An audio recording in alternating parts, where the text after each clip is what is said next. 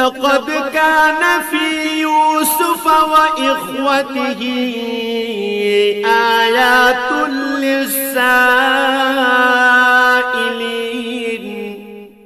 ইউসুফ ও তার ভাইদের কাহিনীর মাঝে যারা সত্যানুসন্ধিৎসু তাদের জন্য প্রচুর নিদর্শন রয়েছে। إذ قالوا ليوسف وأخوه أحب إلى أبينا منا ونحن عصبة إن أبانا لفي ضلال مبين এই কাহিনীটি শুরু হয়েছিল ইউসুফের ভাইদের দিয়ে, যখন তারা একজন আরেকজনকে বলল, আমাদের পিতার কাছে দেখা যাচ্ছে ইউসুফ ও তার ভাই আমাদের চাইতে বেশি প্রিয়, যদিও আমরাই হচ্ছে একটি ভারী দল। আসলে আমাদের পিতা ভ্রষ্ট বিভ্রান্তিতে আছেন। اقتلوا يوسف أو اطرحوه أرضا يخل لكم وجه أبيكم وتكونوا من بعده قوما صالحين তাই শয়তান তাদের পরামর্শ দিল, ইউসুফকে মেরে ফেলো অথবা তাকে কোনো এক অজানা জায়গায় নির্বাসনে দিয়ে এসো, এরপর দেখবে তোমাদের পিতার দৃষ্টি তোমাদের দিকেই নিবিষ্ট হবে, অতঃপর তোমরা আবার সবাই ভালো মানুষ হয়ে যেও। قال قائل منهم لا تقتلوا يوسف وألقوه في غيابة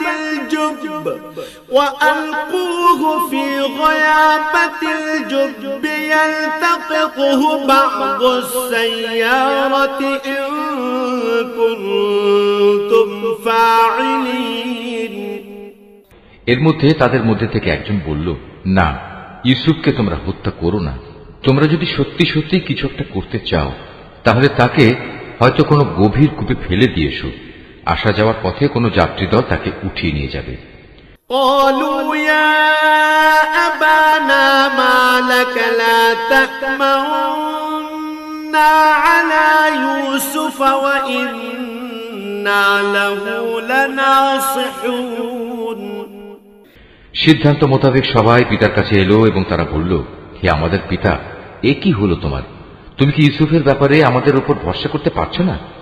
অথচ আমরা সবাই হচ্ছে তার শুভাকাঙ্ক্ষী। أرسله معنا غدا يرتع ويلعب وإنا له لحافظون আগামীকাল তাকে তুমি আমাদের সাথে জঙ্গলে যেতে দাও, সে আমাদের সাথে ফলমূল খাবে ও খেলাধুলা করবে, আমরা নিশ্চয়ই তার রক্ষণাবেক্ষণ করব। قال إني ليحزنني أن تذهبوا به وأخاف أن